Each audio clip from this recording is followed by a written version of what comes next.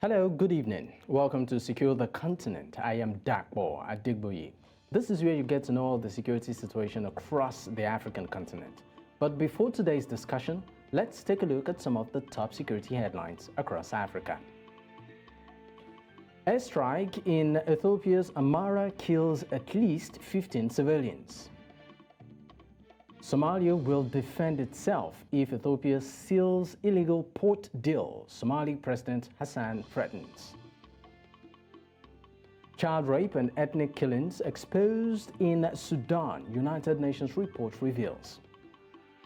And also Libya armed factions remain on Tripoli streets as withdrawal plan is announced. Don't go anywhere, I will be right back.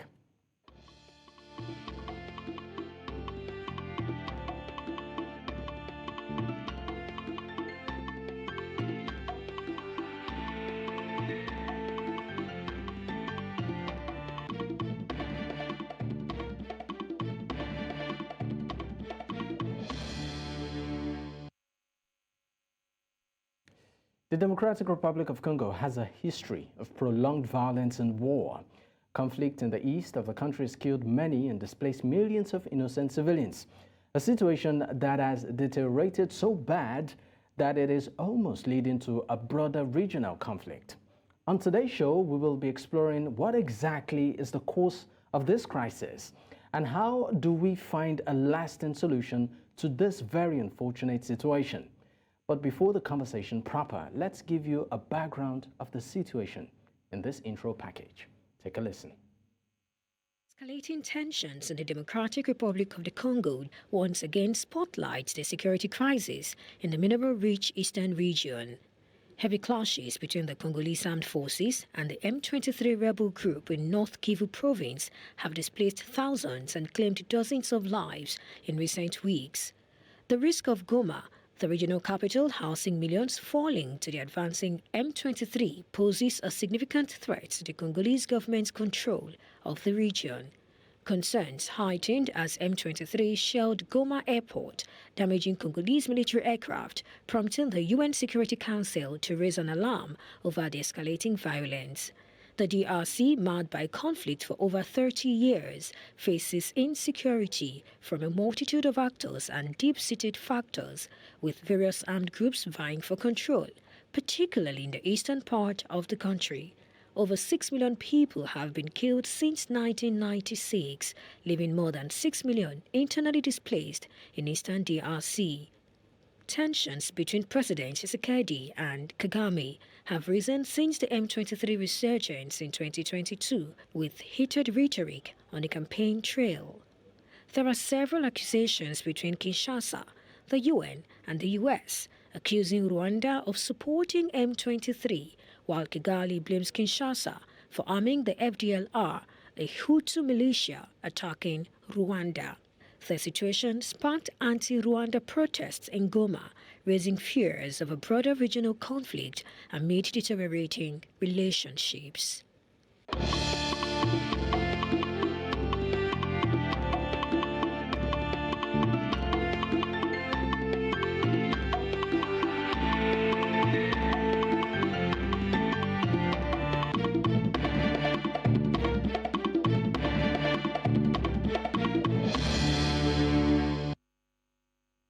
Well, joining me on the program today to discuss this is Gideon Baleke, a Congolese public affairs analyst joining from Toronto, and also Sam Wazezo, a political analyst who joins in from Nairobi, Kenya.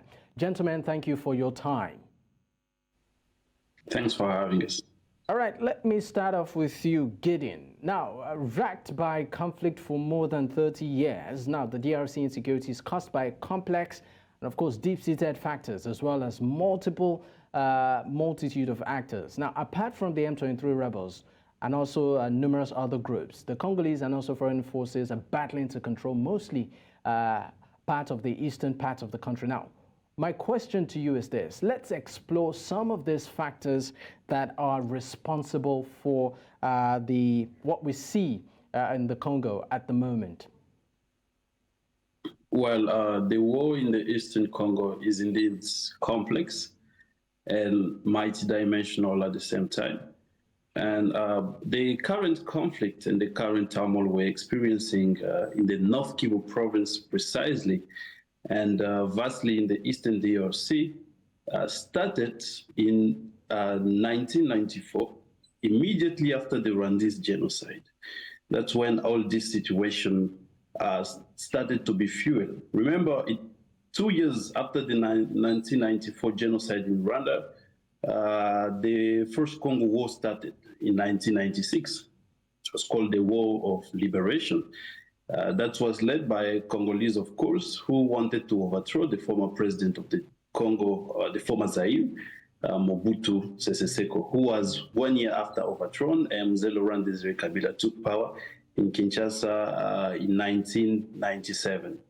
So the 1994 event, the genocide, one of the horrible situations we've seen in the world, mainly in Rwanda during the 1994 genocide, where genocide between the Hutus and the Tutsis, they killed each other, and it led to the killings of more than 800,000 people just in 3 months. Most of the refugees fled into the DRC. But remember, when Mzee Laurent Desire Kabila was creating a coalition, he went and picked neighboring countries to support him liberate the Congo from the dictatorship of Mobutu Sese Seko. And among the forces were the Rwandese forces. But remember, during that period, it was the Tutsi, the Tutsi tribe in Rwanda that took power, led by Paul Kagame. And when they entered into the Democratic Republic of Congo, they had another agenda.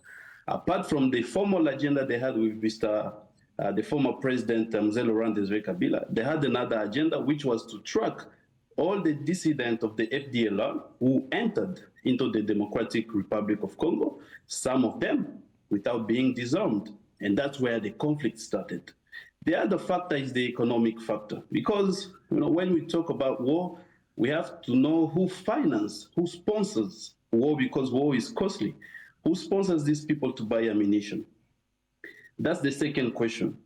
And remember, in 1997, a critical mineral was discovered in the eastern DRC called coltan. And at the same time, the technology was booming with the widespread of cell phones, with Nokia, Motorola, and so on. All their suppliers were being supplied from the Democratic Republic of the Congo. And those armed militias got into the mineral businesses, and that's when they started the major war and occupying territories in the eastern DRC. And up to date, that region has never been unstable. We've lost more than 10 million people due to this brutal war imposed on people. And people continue to die up to date. We have more than 7 million displaced people in the North Kivu province alone, and those numbers are alarming. I mean, this, of course, we've painted a really dire situation right now that we see, of course, in DRC Congo. I would like to go to you, Sam. I mean, Gideon has highlighted political, some sort of background to what we see, and also the economic factors. Now, but I would stay with you particularly on the economic factor. Now, the DRC is home to some of the world's largest reserves of minerals and rare earth minerals like cobalt, just like what Gideon mentioned, which is considered essential in lithium-ion batteries that power electric vehicles that we are beginning to, of course, start up the narrative across the world. Now, as much as 70% of the world's cobalt supply comes from the DRC, used in gadgets like phones and the likes, is also plentiful in Eastern DRC. Now, I would want you to itemize the importance of a resource control. How much of contribution, in terms of resource control, would you say this has impacted on the crisis that we see in the region at the moment? Well, the resource control is indeed one of the major factors that are affecting, that are fueling the war in the Eastern DRC. Every rebel group in the Eastern DRC owns a mining operation. every rebel group is involved in the mining industry. That's why we are advocating for the state to nationalize all the mines around the eastern DRC and to stop private operation of mines, because these mines have become a source of conflict and destabilization. People that go into that business without license, they just organize themselves and they create militias. And such as the M23, which is called the rebel group, which is nothing more than a rebel group, but a proxy organization supported by the RDF, which is the Rwandese Defense Forces, just to pursue their agenda, claiming that, of course, that we are supporting the FDLR, which is, again, a false narrative. And the other thing they do is to exploit minerals, plunder natural resources, collect taxes from people in Bunagana so that they could enrich themselves. Remember, the post of Bunagana puts into the state treasury $1 million a day. So if you imagine the mafia in that area, you will immediately come to a realization that people are using alibi, but the critical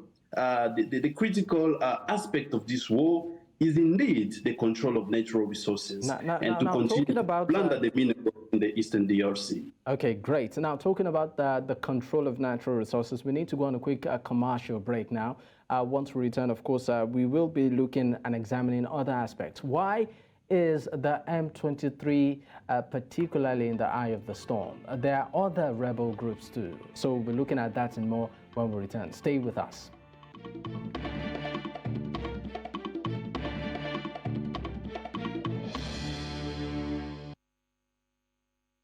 And of course, you are still watching Secure the Continent on News Central Television. We've been, of course, x-raying the situation in the DRC, where the DRC has a prolonged history of violence and war, and conflict in the east of the country has killed many and displaced millions of innocent civilians. Now, a situation that has deteriorated so bad and almost leading to a broader regional conflict.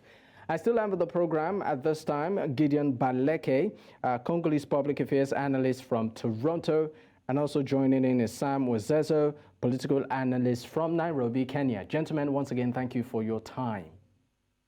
Thank you for having us. All right, let me start off with you. Great. Let me, of course, bring you on board, Sam. What is your take concerning the very unfortunate events, particularly from an historical perspective in the DRC Congo? Well, the situation in the DRC is really concerning, and the conflict is actually giving us sleepless nights. Knowing that our mothers, sisters are being raped daily, our brothers, fathers are being killed violently by machete and all the kind of instrument that we can't even describe on this channel right now. We are concerned because regarding everything that's happening there, we can't really tell where the country is actually going, simply because the government that's actually supposed to bring solutions on the table is actually doing nothing. And also knowing that the regime that is currently in place is not bringing like true solutions and sustainable solutions to the problem that the Eastern Congo has been facing for decades. And it's really, really hurtful because we don't really know what's going to happen in the next 3 to 6 months. Since we already know the M23 is close to the city called Goma, and we know that people are not safe, bombing schools, bombing hospitals, bombing markets. It's something that every Congolese right now is really, so concerned because, honestly speaking, we've watched yesterday our current president, Mr. Tshisekedi, during the conference, the conference that happened in the African Union between the presidents, Paul Kagame and him, and some people from the AU. I mean, it's not really something that we can say it's, how can I put it? It's not something that we could say that is going to be sustainable, since we already know it's not something stable between Kagame and Tshisekedi. So we are still watching and seeing exactly what's going to happen. But as a citizen from the Congo, we are so concerned, and someone from the South Kivu, like myself and Mr. Gideon, I guess, we can agree this conflict is not to end anytime soon, and we are so alert because we've done all we can as population to try and. Sorry? No, I'm with you. I just wanted you to land because I wanted to, ask a follow-up. Now, aside the M23 rebel group, there are other groups, insurgent groups that, are also wreaking havoc. But why do you think there's so much spotlight on M23? Well, is it me or Gideon? Sorry. I'm still staying with you, Sam. All right. It's the M23 is actually the greatest rebel group that we have currently in the eastern region of the Congo, and all the attention is actually towards them because they are the ones who actually being supported by all these multinational movements or groups, and Rwanda in particular, because we know how Rwanda is involved in this conflict. We know how Paul Kagame and all the people that are against the Congo actually so involved in. But Rwanda has consistently denied its involvement with the group. Would you come again, please? I said Rwanda has consistently denied its involvement with the group. Well, there are so many proofs. There are so many proofs that actually says that Rwanda is and Paul Kagame, they are very involved into this conflict. And if we check the reports from the United Nations, if we check the situation on the ground, you could see soldiers with the Rwandan uniform, military uniform, and then we can trace the weapons and all the equipment that they're using. We can easily say that Rwanda is actually involved. As much as they can deny it, I mean, all the world right now is now aware that they are so involved into this conflict, and we know what they are so that they actually pushing this agenda in destabilization of the Eastern Congo, simply because the natural resources such as coltan, cobalt, and other resources that I can mention here are actually the reasons why they're killing all the innocent people and raping people and killing them in a very manners that we can't really describe. So Rwanda can deny as much as they can, but there are so many proofs that these people are actually behind everything that's happening in the eastern region of the Congo. All right, so let me go to Gideon right now to get his opinion on this. Why do you think the M23 group is so powerful and seems to be the only group, being talked about, when it comes to this conflict? I mean, first and foremost, they are not powerful because powerful army do not throw bombs on civilians. They do not respect anyway the international humanitarian law. Secondly, why is the M23 behaving as a powerful armed forces, and why is Rwanda denying? Look, the answer is clear. Rwanda, if Rwanda is not supporting the M23, why did Paul Kagame refuse the disarmament of the M23 by the EAC regional forces? Why did he oppose that? Because he's supporting them. So Kagame should stop playing these ping-pongs. Are there hard proofs to these things? Yes, of course we have. We have UN reports. Not only UN reports. We do have drone images of Rwandese defense forces. We have Rwandese prisoners that were sent to Kinshasa. We captured them as prisoners. They are wearing Rwandese uniforms.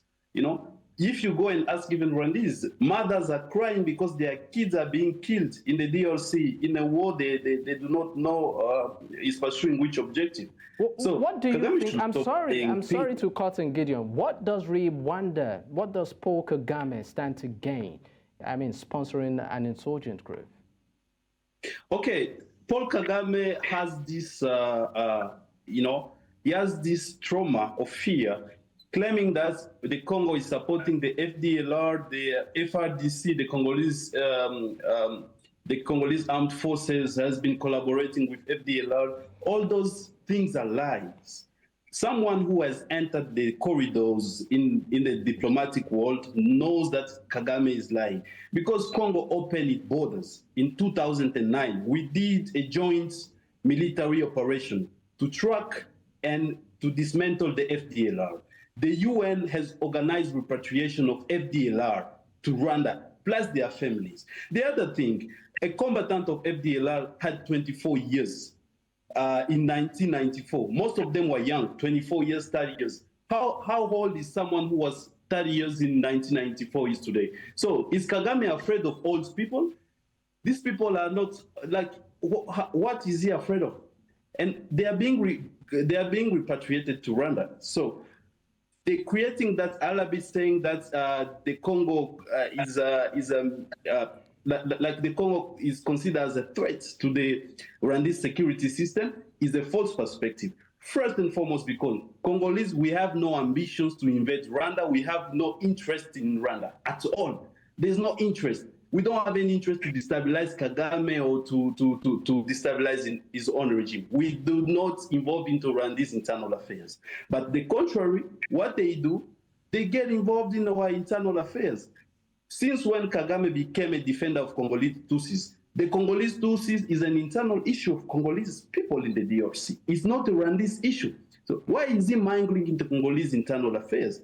Those are the questions we are asking him. So he should stop playing this game of hypocrites, because he's creating an alibi which is based on unnecessary rhetorics and, you know, an artificial fear he has created in his own head, and claiming that, of course, we represent a threat to the Rwandese security. No, we don't have any intention to invade Rwanda. Okay, and we don't have any intention to go to war with Rwanda. We have a problem with the regime in Kigali that has, this aggressive foreign policy that doesn't allow the region to know peace and to stabilize. He should stop supporting the M23 as a proxy war. The M23 is not a powerful army. It's not a powerful group. It's an empty basket. The thing is being supported by the Rwandese Defense Forces, and the Europeans support the Rwandese Defense Forces. The Americans, they sponsor the Rwandese Defense Forces, and that's why these people are actually gaining territories in the DRC. Are you saying that you said something right now? I'm sorry, I'm going to stay on you, Gideon. You said that the Rwandese Defense Forces, you know, are being supported by external bodies or external parties, such as the Europeans and all of that. Are you in a way also indicting them, you know, as having a hand in this conflict? Absolutely, absolutely. But do you have proof of this? 2 days ago, the AU signed. For the fact that they support doesn't mean they endorse chaos in another country. No, it's not endorsement. We have to be pragmatic here. When you arm the Rwandese Defense Forces and you know that they are conducting military operations in the DRC, what are you doing? You are sponsoring the war in the DRC. That's what the US is doing. That's what the European Union are doing. So they should stop playing these double standards, because we understand how things are being, how things are happening in the region. So we know all the mechanisms they put in place, but we are lucky because we've now understood and we've activated our diplomatic front to cut all these aids and military support the RDF is receiving from the EU. And if they do not cut those aids, it means that they are supporting the operations the RDF is conducting in the DRC. 2 days ago, they signed a strategic mineral agreement with the European Union, Rwanda. I don't know which strategic minerals are endowed in the Rwandese soil, so that they could go and sign a mineral deal with Rwanda, knowing that most of the minerals in Rwanda is being plundered illegally from the DRC, and that mineral is the first source of ammunitions and so on. So they get money from minerals. They've created an economic model behind this war, and that's what they are not willing to acknowledge. And everyone should know that. There is an economic war created with Kigali, Uganda, and they are both at the international level just to continue plundering these Eastern DRC resources and to displace millions of civilians that are paying the prices. Okay, I'd like to know, Where is Sam. humanity? Gideon, I may just need to, of course, interject for now, just to get Sam's opinion on this. Gideon has said quite a number of things. I don't know if you would like to react to some of the things Gideon has said, particularly the fact that the motive behind why Paul Kagame might just, have so much interest in the happenings in the DR Congo. What's your take on it? And for me, this is also in addition to the fact that if you look at the economic, well, I call it robustness, you would want to say that Rwanda, seems to be economically ahead than Congo. Okay, I understand that, of course, Sam is off the connection. Maybe I'll just stay with you, Gideon. I mean, if you look at in terms of economic metrics, you want to say Rwanda is a bit ahead, of DRC. So, they are not a bit ahead, and I'm not saying that. I'm just trying to understand. I understand the aspect of mineral resources and all of that, but would you also want to entirely exonerate the Congolese government in all of this?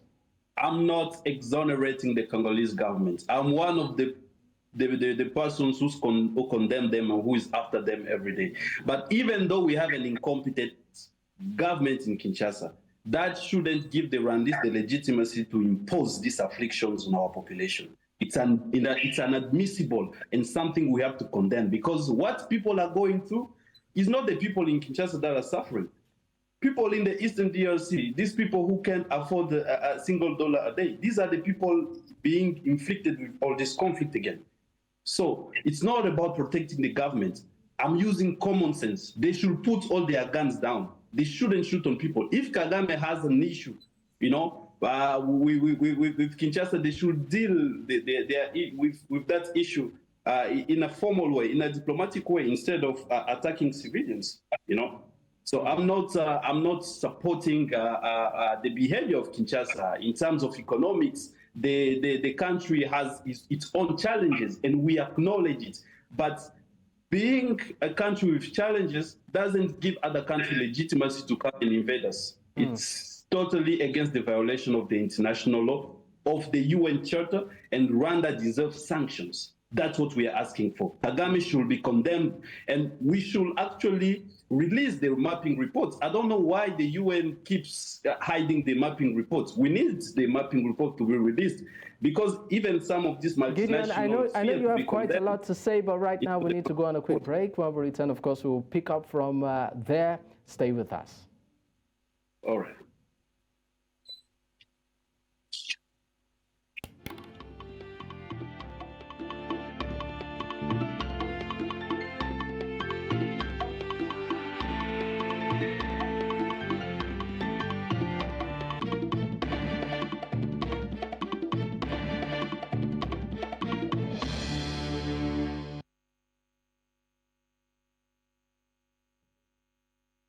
You're still watching Secure the Continent, and of course we've been examining matters arising in DR Congo. I still have with me my guest, Gideon Baleke, Congolese public affairs analyst, and of course joining from Toronto, and Sam Wazezo, political analyst, joining from Nairobi, Kenya. Gentlemen, once again, thank you for your time. And let me move to Gideon this time around, and let's take your view on Rwanda's role in this particular conflict. Now, it's been talked back and forth. We know that hands and fingers have been pointed towards Rwanda, particularly its President Paul Kagame, saying that it has played a key role in this. I'm talking to you, Sam. Now, what do you think is, what do you make of this, particularly the role of Rwanda in this particular conflict? Sam. Well, thank you so much for giving me the floor once again. Well, the Rwandan government's involvement in this conflict is really major, because this goes way back to 1996, when the First War of the Congo actually started with after the 1994 genocide.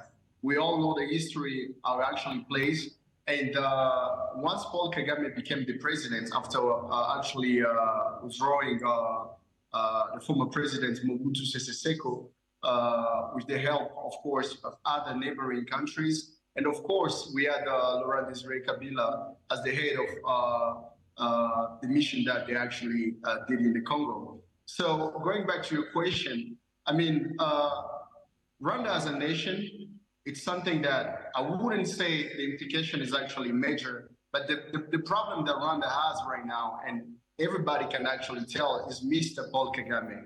The politic that Paul Kagame is actually doing with all the militias and all the proxy that is using through through the M23, it's something that is really harmful to the Congo. The implications are there and the proofs are there. So my take on this is to actually trying to actually sit down and maybe have a negotiation, because that's actually, as we suggest, as a solution, because the people of Rwanda, the Rwandese people, have no problem with the Congo, and we have no actually internal conflicts between people from Goma or Bukavu or the entire Congo. It's always about, you know, beautiful relationship between the two countries, but the way the head of the states, I mean the head of the Rwanda, who's Mr. Paul Kagame, pushing the Rwandese armed forces to the DRC, it's something that really we can never accept, and it's something that will fight until the last of Congolese that they can actually get killed, because this is super unacceptable, and it's something that is really how could I put it? It's really something that is really irritating, seeing that you get refugees from 1994, you open the borders just to help them, you know, get a shelter and also, you know, being comfortable. And now we are the ones suffering from whatever crisis or whatever conflict that has been there for almost 3 decades. Okay. It's something that, honestly speaking, sorry? Okay, I'm with you. I want you to touch down. Yeah, I would like to conclude by saying, for me, I think negotiation is the best way to do it. And I like what Mr. Tshisekedi actually said, our president is not going to negotiate with M23. He's going to negotiate, he wants to negotiate with Kigali, which simply means he wants to negotiate with Mr. Paul Kagame, because he's the one behind all these problems that we are facing right now. And I also wanted to actually deplore the agreements that the EU has had with the Rwandese government on the strategic mineral.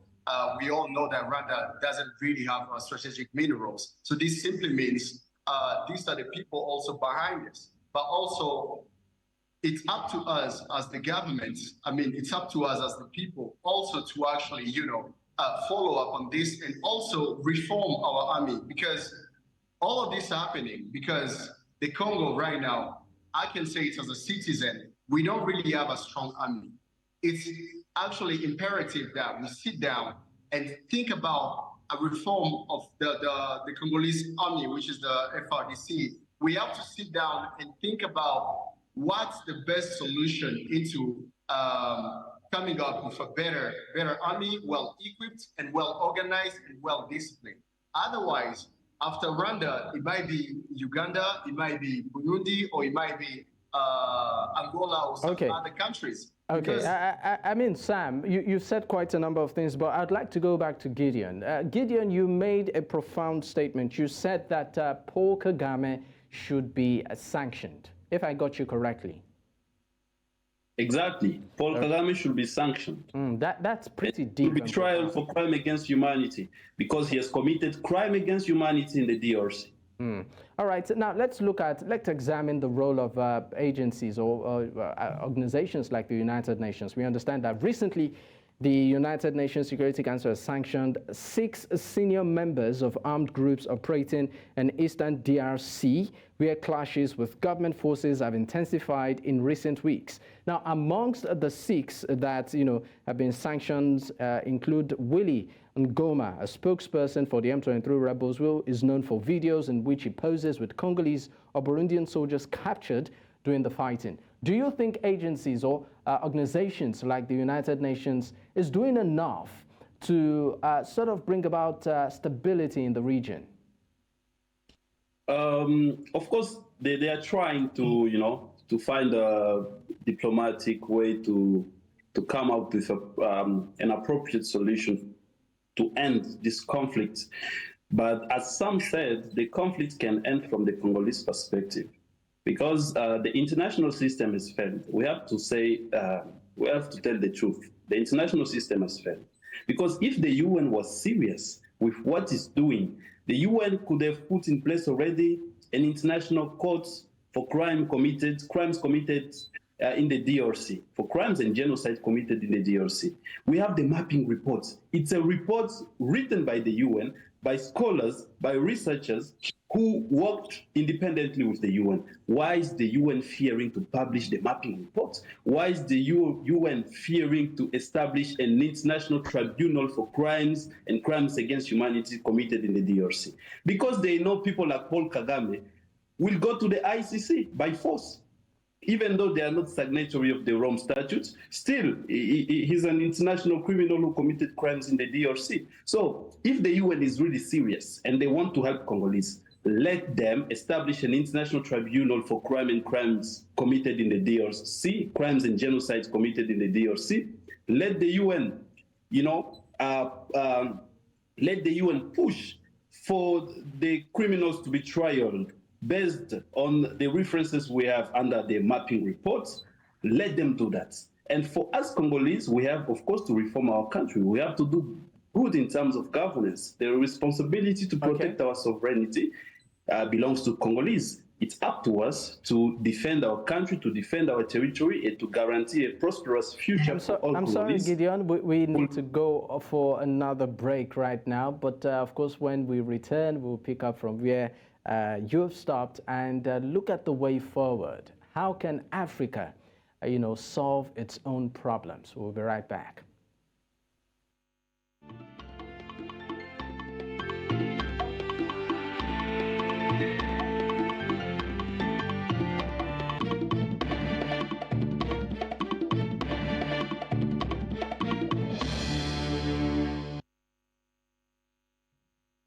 This is still Secure the Continent on News Central Television. We've been, of course, examining issues around the DRC Congo, where we understand, of course, the operations of the M23 rebel and amongst other insurgent groups have caused instability in that region. We still have with us on the program our guest, Gideon Baleke, Congolese public affairs analyst from Toronto, and also Sam Wazezo, political analyst from Nairobi, Kenya. Gentlemen, once again, thank you for hanging on. And let me pick up from where Gideon said. Gideon, you talked about the fact that the United Nations, isn't doing enough and they can do better. But let's look at it from an African perspective, right? We have the African Union, for instance. What can be done to put an end to this crisis? Briefly. Unfortunately, the African Union is a toothless organization. That is not pragmatic. They should have resolved this conflict long time ago if the AU was at least serious. But it's regrettable to see the EU as an observatory organization that only brings recommendation. But I have to acknowledge recently they released a nice, good statement summarizing all the parameters around the conflict, and that was a welcoming statement. But we do not need statements. People are dying. We are releasing statements on papers. Let's provide solutions. What's the solution provided or proposed by the African Union? Of course, we have the Angola negotiation process. We had the Nairobi negotiation process. Now we have the Angola negotiation process. The Angola negotiation process is moving smoothly. I'm pretty sure actually the president will travel next week to Angola to see how to resolve this conflict diplomatically. We want it to be resolved diplomatically, but we have to find mechanism to say never and never and never again. We don't want such things to continue being perpetuated in the region. Africa is bigger than conflict. Let's focus on the future and build our continent for prosperity. All right, let's take the opinion of Sam on this. What do you think Africa can do to solve its own problems, particularly the likes of the African Union in resolving the crisis, in DRC? Well, for me, it's actually pretty simple because we have to go back to understand what peace is. Because how can we build peace if we don't really understand what it is? When we look at all the regions in Africa, from the east, west, to north, and south, you can tell that so many nations are actually not stable. And I'm not really surprised to see what the African Union and international community is actually doing, because all over the globe right now, there is no peace actually. But in the African perspective, our dream is to actually see Africa be a peaceful, continent, and see all the countries such as Congo, for instance, or maybe Mali or Burkina Faso or any other country to actually be safe. So my understanding on this current situation, I could say I'm a bit disappointed to see what the African Union is actually doing. And I actually like what Gideon has mentioned. We actually need sustainable solutions to these problems. It's not normal to live in a continent where someone like us, you were born into war, you grew up into it, and we're actually getting old during this same period. I mean, it's something that shouldn't be acceptable. It's something that shouldn't be known. So I believe with this current generation, we are doing all we can to actually have leaders who can actually, think about the future of a peaceful African continent, and also think about the next generation, because what we're experiencing right now, it's simply the people from the 60s, Mr. Kagame, for instance. These are the people who actually are destabilizing the entire eastern of the Congo. So, right. In conclusion, what I would just want to say is to actually try and see if the African continent can move forward with this bad governance and bad leadership, and also trying to see how we can grow as a continent, be as peaceful as we can, and think about the future, because that's where everything lies. All right, gentlemen, I'd like to say a big thank you for joining me on the program today. Gideon Baleke, Congolese public affairs analyst from Toronto, and also Sam Ozezo, a political analyst from Nairobi, Kenya. Gentlemen, once again, thank you for your time. Thank you. Thank you so much. All right, and to you watching us, thank you for staying with us. If you're just joining, this, of course, is still Secure the Continent, and it's a wrap on today's episode. My name is Dakbo Adigboye. Bye for now.